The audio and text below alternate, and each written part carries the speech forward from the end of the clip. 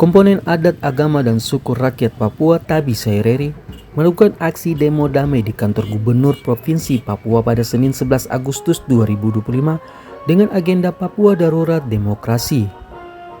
Lebih dari ratusan massa yang mendatangi kantor Gubernur Provinsi Papua dengan membawa spanduk bertulisan Papua Darurat Demokrasi.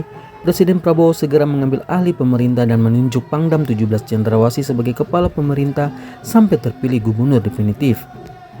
KPPS, PPS, PPD, KPU, Pandis, dan Bawaslu mari bekerja dengan jurdil dan berintegrasi.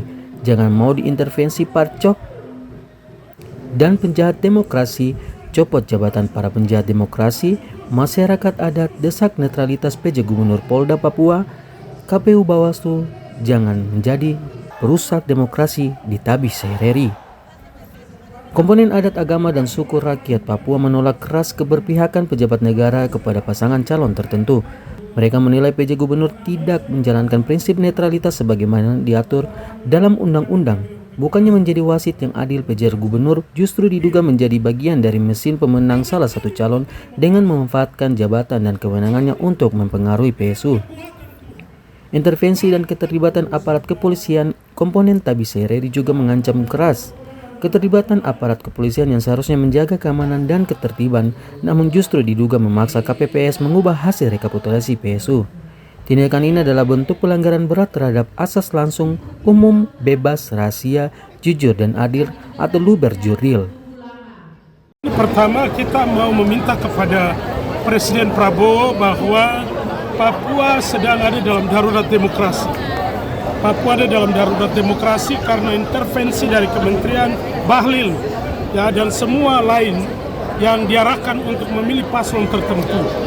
Nah, kami tidak berpihak kepada siapapun. Kami mau supaya demokrasi di tanah Papua harus berjalan fair tanpa berpihak kepada salah satu paslon. Itu yang kami minta. Sehingga tidak ada benturan, tidak ada kekerasan, intimidasi terhadap orang Papua. Bahwa mereka punya hak pilih, mereka bisa menentukan siapa saja. Kami minta kepada Presiden Prabowo untuk tertibkan, baik TNI, kepolisian, tertibkan bahwa biarkan rakyat memilih sesuai dengan hati nurani mereka. Itu yang kami minta. Bahlil sebagai menteri, kami merasa bahwa Bahlil tidak netral. Begitupun dalam pernyataan-pernyataan PJ Gubernur Papua, kami melihat ada indikasi bahwa Gubernur PJ Papua juga terlibat mendukung salah satu paslon dari pernyataan baik itu di masjid, perkunjungan, dan berbagai tempat. Sehingga hari ini rakyat Papua semua didominasi, semua komponen kami datang atas nama baik seluruh denominasi gereja, adat, paguyuban, tokoh pemuda perempuan. Kami datang dan kami minta kepada Presiden Prabowo untuk segera melihat Papua jangan sampai ada konflik pasca PSU ini. Itu tegas dari kami. Saya sebagai Korlap, Pendeta John Baransano, salah satu Korlap di lapangan dengan semua teman-teman yang ada. Itu yang kami mau sampaikan hari ini. Orasi demi orasi mulai dituturkan oleh massa dari berbagai pihak seperti pihak pemuda Tabi Saireri, ketua-ketua adat, perwakilan Sinode GKI di Tanah Papua, ketua Klasis Sentani dan Portumai, hingga masyarakat.